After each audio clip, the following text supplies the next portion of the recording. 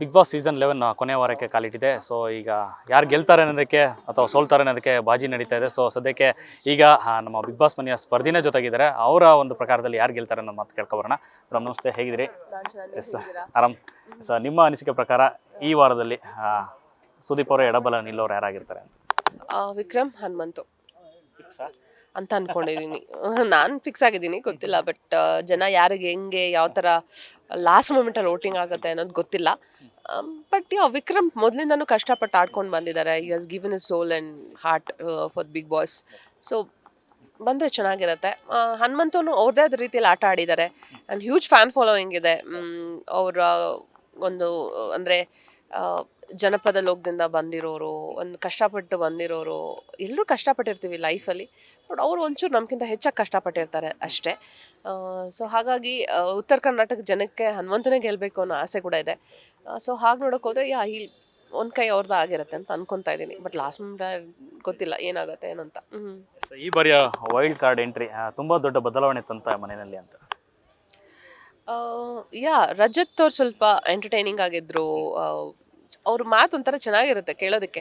ನಾನು ಅದೇ ಹೇಳಿದೆ, ನೀವು ಮಾತಾಡೋದ್ರಲ್ಲಿ ನಿಜವಾಗ್ಲೂ ಚೆನ್ನಾಗಿರುತ್ತೆ ಕೇಳೋದಕ್ಕೆ.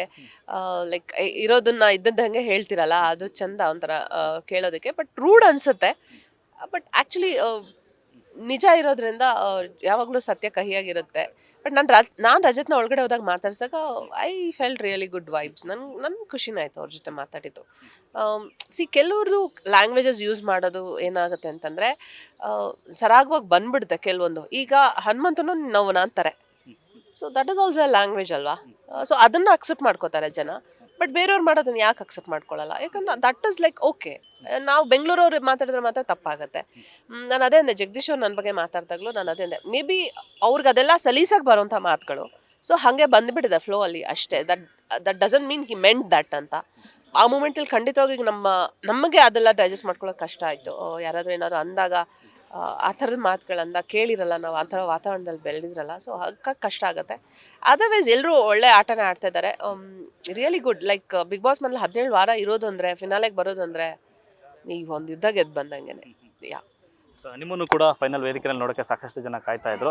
ಬಿಗ್ ಬಾಸ್ ಮನೆಯಿಂದ ಬಂದ ನಂತರದಲ್ಲಿ ಒಂದಷ್ಟು ಎಪಿಸೋಡ್ಸ್ ನೋಡಿದಾಗ ಎಲ್ಲಿ ತಪ್ಪು ಮಾಡಿದೆ ಅಂತ ಅನಿಸ್ತು ನಿಮಗೆ? ಅಂದರೆ ಐ ಟುಕ್ ಟೈಮ್ ಅಂತ ಅನ್ಸುತ್ತೆ. ಅಂದರೆ ಹೇಗಿರಬೇಕು, ಆಮೇಲೆ ಹೇಗೆ ಬಿಗ್ ಬಾಸ್ ಶೋನ ಅರ್ಥ ಮಾಡ್ಕೊಳ್ಳೋದಕ್ಕೆ ನಾನು ಟೈಮ್ ತೊಗೊಂಡ್ಬಿಟ್ಟೆ.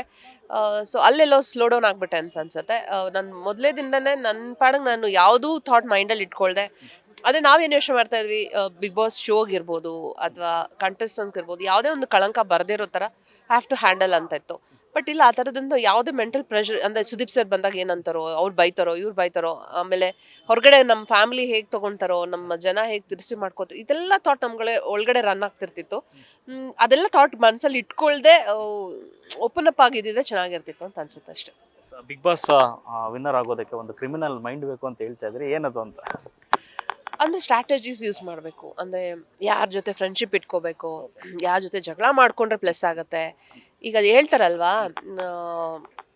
ಕೆಸರಾಗಿರೋನ್ ಜೊತೆ ಆಟ ಕೇಳಿದ್ರೆ ಅವ್ನ ಮೈಯೂ ಕೆಸರಾಗುತ್ತೆ. ಅದೇ ಮೈಯೆಲ್ಲ ಜೇನಾಗಿರೋನ್ ಜೊತೆ ಆಟ ಕೇಳಿದ್ರೆ ನಿಮ್ಮ ಸಿಹಿ ಸಿಗುತ್ತೆ ಅನ್ನೋ ಥರ.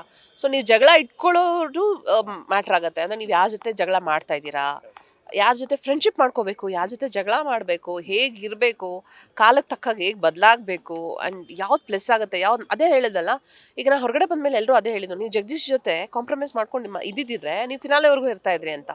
ಸೊ ಆ ಥರ ಸ್ಟ್ರಾಟಜೀಸ್ ಯೂಸ್ ಮಾಡಬೇಕು. ಅಂದರೆ ನಾವು ಅಲ್ಲಿ ಇರೋದಕ್ಕೆ ಏನು ಬೇಕು, which takes is like for long ಅನ್ನೋದನ್ನು ಯೋಚನೆ ಮಾಡಬೇಕು.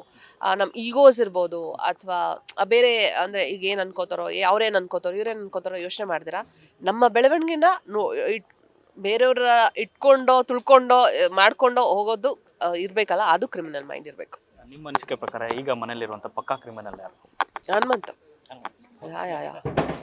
ಅವರು ನಾವೆಲ್ಲ ಅನ್ಕೊಂಡ್ರಷ್ಟೆಲ್ಲ ಇನ್ನೋಸೆಂಟ್ ಏನಿಲ್ಲ. ಅವ್ರು ಸಖತ್ತಾಗಿ ಕೊಡ್ತಾ ಇರ್ತಾರೆ ಕೌಂಟ್ರ್ಗಳು.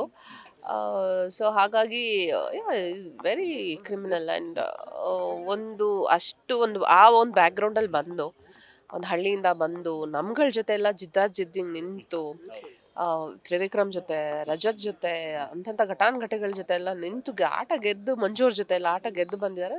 ಈ must be is a criminal. ಎಲ್ಲ ಒಂದು ಕಡೆ ಎಮೋಷನಲ್ ಗುಡ್ ವೇ ಅಷ್ಟೇ.